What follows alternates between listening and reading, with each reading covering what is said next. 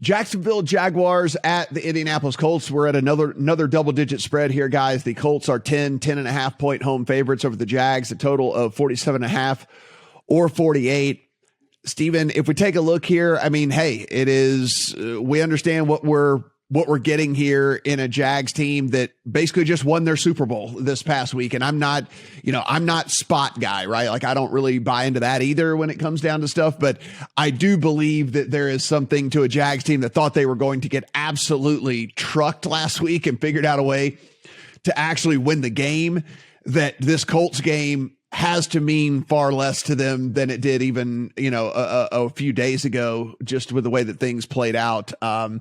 Jags defense allowed the second most yards per pass attempt on the season. We've seen Carson Wentz start to kind of really form a good bond with Pittman. We've seen him really, their connection rate has been ridiculous the past 3 games as well.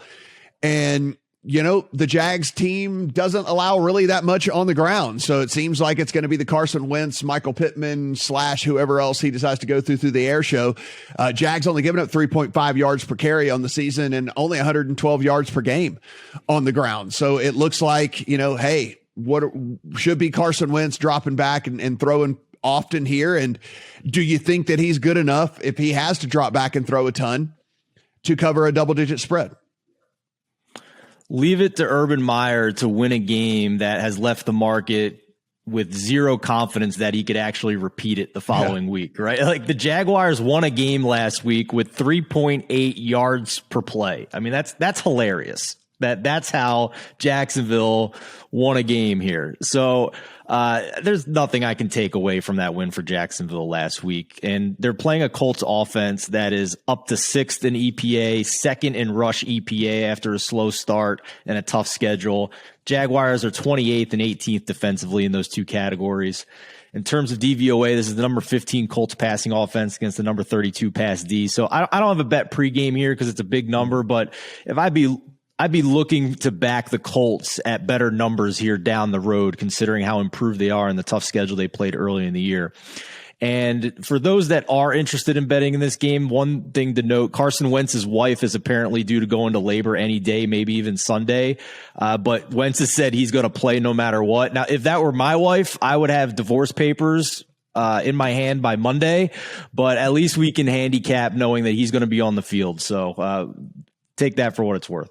Steven, you also don't make $20 million a year doing that. So there is that, right? I think that he just goes like, hey, I'll be over there when I'm done making the $1 million that I'm going to go make to go throw passes for a living. So there you go. There is that. Well, he probably enjoys his contract. Is all about having to play a certain amount of the snaps, right? So he's probably going to lose $1 million if he doesn't show up. So his wife. Yeah, exactly. The Colts would actually probably be like, hey, go beat them up in the first half and sit the rest of the half so we don't have to give up a first round pick at the end of the year. So Brad, we got a double-digit spread here in this one. The only other thing I would add into this is the props are being kind of posted as we're recording this, so there's not one out right this second. But we saw Nyheim Hines get a much bigger workload for this team this past week. Marlon Mack was a healthy scratch for this Colts team.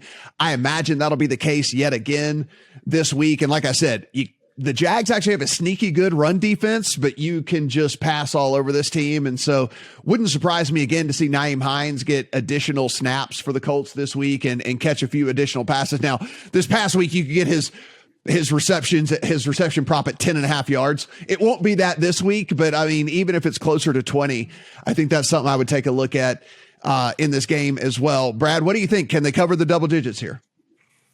I think the Colts offense is possibly underrated still in this game. They've got that fearsome offensive line pretty much fully healthy again. Quentin Nelson back, the left tackle back. And if you look over the past 5 weeks, they're second in the NFL in EPA. I do think we're going to get another flat Jacksonville again, right? They've won their game.